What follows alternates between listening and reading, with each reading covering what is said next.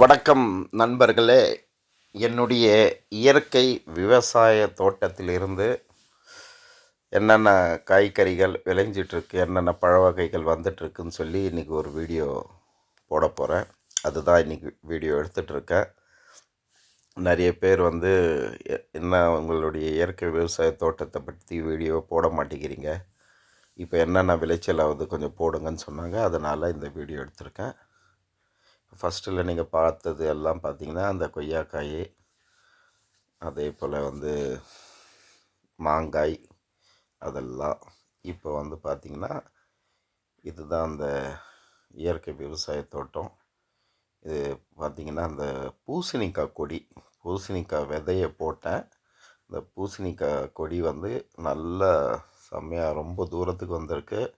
என்ன பியூட்டின்னு பார்த்திங்கன்னா, இந்த கொடி வந்து இந்த தென்னை மரத்தில் போய் அந்த தென்னை மரத்தில் இந்த பூசணிக்காய் பாருங்கள் காய்ச்சிருக்கு.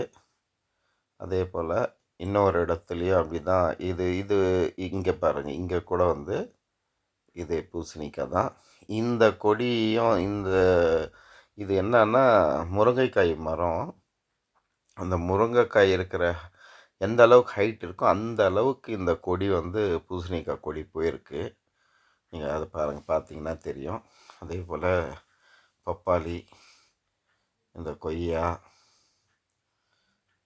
தென்னை மரங்கள், இது வந்து பார்த்திங்கன்னா எலுமிச்சை மரம். எலுமிச்சம் இது தான் கிட்டத்தட்ட 7-8 வருஷத்துக்கு அப்புறம் இப்போ தான் காய்ச்சிருக்கு, 2வது காய். இது வந்து மாங்காய் மரம். இதுவும் பார்த்திங்கன்னா கொய்யா மரம் தான். இதுவும் இது அந்த பிங்க் கலர் நாட்டு கொய்யா, ரோஸ் கலரில் இருக்குங்க, அது இது. அதுவும் கொஞ்சம் விளைச்சல் ஆகிட்டுருக்கு. 1-2 தான் விளைச்சல் ஆகிட்டுருக்கு. பப்பாய் மரங்கள் இருக்குது, ஒரு 5 மரங்கள் இருக்குது.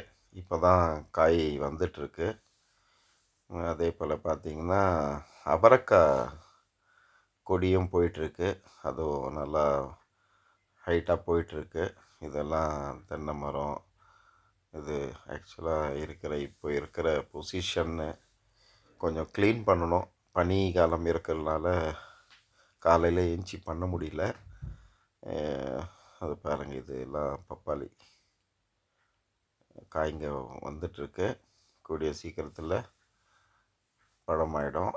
இது வந்து முருங்கைக்காய் மரம். நீங்கள் நிறைய வீடியோ போட்டிருக்கேன் நான் முருங்கைக்காய் சம்மந்தமாக. இது வந்து பார்த்திங்கன்னா இப்போ பூ வந்திருக்கு, சில காய்களும் கிடைச்சிருக்கு. தொடர்ந்து என்னுடைய வீடியோ பாருங்கள்.